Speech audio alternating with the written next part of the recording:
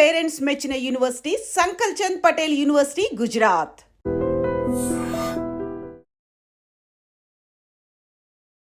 Hi hello నమస్తే, welcome to iDream Media. నేను మీ శ్రావ్య. స్టాక్ మార్కెట్ ఎలా ఉంది, వాటి గురించి అన్ని అప్డేట్స్ ఇవ్వడానికి మనతో పాటు క్యూపీఎఫ్పీ రమేష్ పసుపులేటి గారు ఉన్నారు. నమస్తే అండి. నమస్తే మేడం. సో ఇప్పుడు జియో పొలిటికల్ ఇష్యూస్ వల్ల మనకి చాలా చేంజెస్ వస్తున్నాయి, ట్రంప్ టారిఫ్ వల్ల. సో ఎలా ఉంది స్టాక్ మార్కెట్, ఈక్విటీ మార్కెట్ ఎలా ఉంది, ఒకసారి చెప్తారా? Equity market actually last week 25,600 touch చేసిన తర్వాత మళ్ళీ 25,200 దిగింది. మళ్ళీ 25,200 నుంచి 25,400, 25,500. సో ఎస్టర్డే వచ్చి 25,500 టచ్ చేసింది. యాక్చువల్లీ ఏంటంటే 25,600 అనేది ఒక స్ట్రాంగ్ రెసిస్టెన్స్ జోన్గా ఉంది మార్కెట్కి. ఈ 25,600 దాటితే మాత్రం ఆల్ టైమ్ హై. 26,200 అనేది all time high. Last year సెప్టెంబర్లో మనకి 26,200 వచ్చింది నిఫ్టీ. సో అది క్రాస్ చేసే అవకాశం ఎక్కువ ఉంది.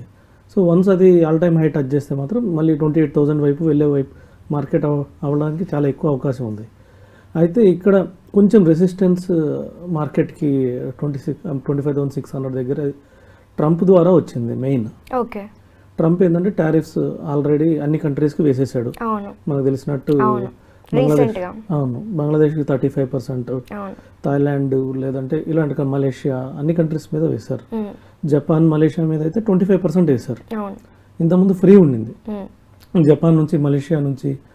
సో ఇలాంటి కంట్రీస్ నుంచి అమెరికాకి వెళ్ళే ఎక్స్పోర్ట్స్ మీద 0 ఉండింది టారిఫ్. ఇప్పుడు 25% చేశారు. ఇప్పుడు మన ఇండియాకి ఎంత వేశారు సార్? మన ఇండియాకి యాక్చువల్గా ఈ రోజు నైట్ మనకి తెలుస్తుంది. యాక్చువల్గా ఓకే, ఇంకా అప్డేట్ రాలేదు. 9th రోజు అంటే మనకి ఇక్కడ 9th. సో ఈ రోజు ఈవినింగ్ వాళ్ళకి 9th మార్నింగ్ అవుతుంది. సో డెఫినెట్గా మనకి ఈరోజు తెలుస్తుంది. సో ఎస్టర్డే ఈవినింగ్ కూడా ట్రంప్ ఒక మీటింగ్ పెట్టి చెప్పాడు.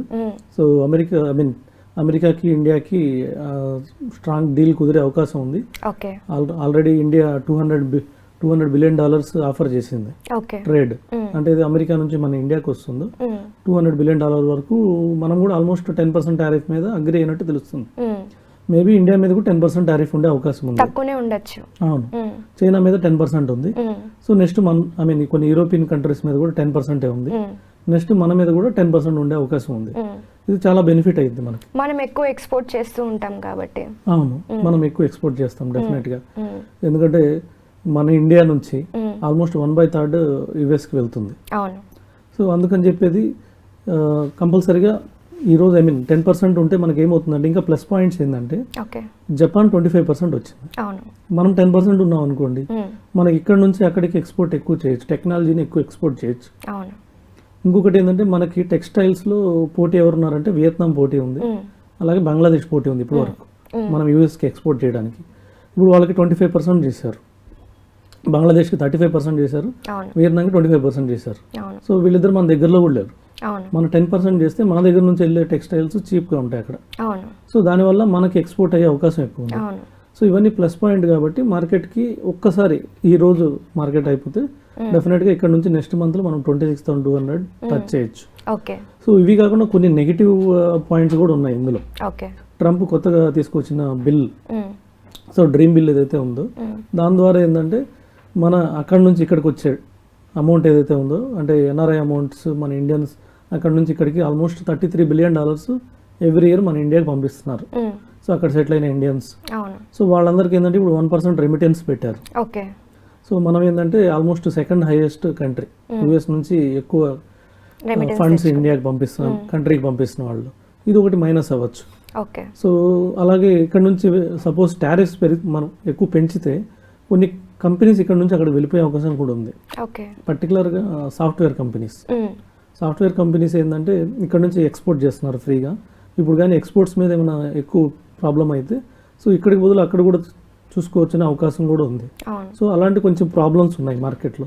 కానీ ఇవాళ ఫార్మా బాగా పెరిగింది.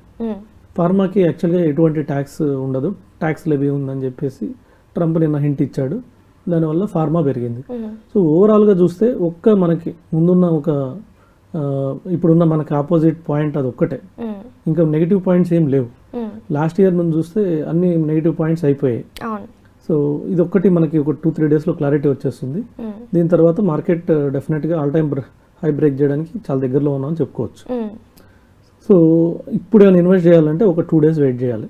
ఓకే, ఈ 2 days మాత్రం ఏమీ ఇన్వెస్ట్ చేయకుండా చూసుకొని ఈ టారిఫ్ డీటెయిల్స్ తెలుసుకున్నాక చేస్తే బెటర్ అంటారు. అవును, సపోజ్ 10% బిలో ఉంటే మాత్రం విత్ ఇన్ 2 days 25,600 టచ్ చేస్తుంది. Okay, resistance point what if 25% అట్లాగా వస్తే ఎట్లా ఉంటుంది ఛాన్సెస్? మళ్ళీ మార్కెట్ కరెక్ట్ అవుతుంది. ఓకే, 25,000 వెళ్ళొచ్చు, 24,500 కూడా వెళ్ళొచ్చు 25% వస్తే మాత్రం. ఎందుకంటే మళ్ళీ మనకు బంగ్లాదేశ్, వియత్నాం అవును అవన్నీ పోటీగా ఉంటాయి, మళ్ళీ పోటీగా ఉంటాయి. సో అందుకని ఒక 2 days తర్వాత మనకు క్లారిటీ వస్తుంది. డెఫినెట్గా 10% కానీ తగ్గిస్తే మాత్రం 10% కన్నా ఎక్కువ లేకపోతే మాత్రం ఇన్వెస్ట్ చేసుకోవచ్చు. మనం ఓకే హ్యాపీగా ఆల్ టైమ్ హైకి వెళ్ళిపోవచ్చు. మన అమౌంట్ కూడా బాగా గ్రో అయ్యే అవకాశం ఉంది. ఓన్లీ రెమిటెన్స్ ఒకటి మనకి ఒక మైనస్గా కనిపిస్తుంది, కానీ ఒక్కవేళ మీరు అన్నట్లుగా 10% ఉంటే మార్కెట్ మంచి గ్రోత్లో ఉండొచ్చు. అవును, సో పాజిటివ్గానే ఉన్నాడు. చైనా తర్వాత మనమే సెకండ్ హైయెస్ట్ డీల్ అని కూడా చెప్పాడు. అవును, సో డెఫినెట్గా మనకి ఇది పాజిటివ్ పాయింట్. ఎవరైనా ఇన్వెస్ట్ చేయాలంటే ఒక 2 days ఆగి ఇన్వెస్ట్ చేయొచ్చు డెఫినెట్గా. Okay, thank you so much sir. Okay.